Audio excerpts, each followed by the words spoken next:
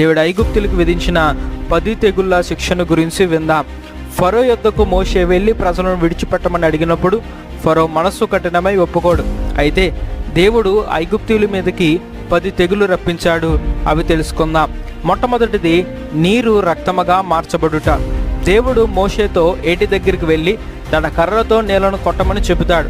మోషే అహరోనుకు తన కర్రను ఇచ్చి నీళ్లను కొట్టమంటాడు. అహరోను నీళ్లను కొట్టగానే ఐగుప్తులో ఉన్న జలములు, నదులు, కాలువలు, చెరువులు, నీటి గుంటలు, పాత్రలోని నీళ్లు అన్నీ కూడా రక్తముగా మారిపోతాయి. నీళ్లలో ఉన్న చేపలన్నీ చనిపోతాయి. ఐగుప్తి ప్రజలు రక్తముగా ఉన్న నీళ్లు తాగలేకపోతారు. అయితే ఫరో హృదయము కఠినమవుతుంది. రెండవ తెగుళ్ళు కప్పలు. మోషే అహరోనులు ఏటిపై చేయి చాపగా ఐగుప్తులో ఎన్నడూ లేని విస్తారమైన కప్పలు ఏటిలో నుండి పుట్టి ఇండ్లలోనికి, మంచము మీదకి, సేవకుల మీదకి, జనుల మీదకి, పొయ్యిలలోనికి, పిండి పిసుకు తొట్టులోనికి వస్తాయి. మూడవ తెగుళ్ళు పేలు.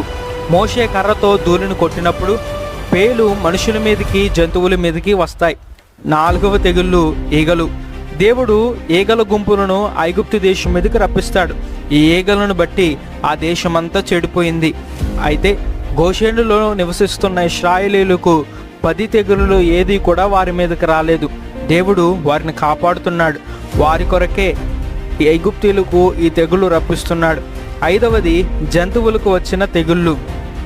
ఐగుప్తులో పశువులకు, గుర్రాలకు, గాడిదలకు, ఒంటెలకు, ఎద్దులకు, గొర్రెలకు బాధాకరమైన తెగుళ్ళు దేవుడు రప్పించాడు. అయితే దేవుడు ఇశ్రాయేలుల పశువులను వేరుపరచమని దేవుడు చెప్పాడు. ఆ తర్వాత ఐగుప్తు పశువులన్నీ చనిపోయినవి, కానీ ఇశ్రాయేలు పశువులలో ఒకటి కూడా చనిపోలేదు. ఆరవది మనుషులకు, జంతువులకు, పక్కులు, దొద్దురులు.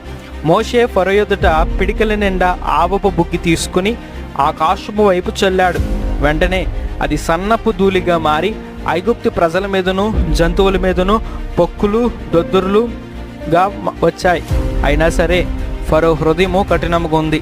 ఏడవది వడగండ్ల వర్షము. దేవుడు ఐగుప్తులను తన బలమును చూపుటకు వడగండ్ల వర్షాన్ని కురిపించాడు.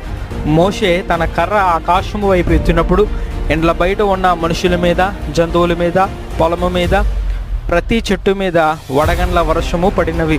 అయితే గోషేనులో వడగండ్లు పడలేదు. ఎనిమిదవది మిడతలు.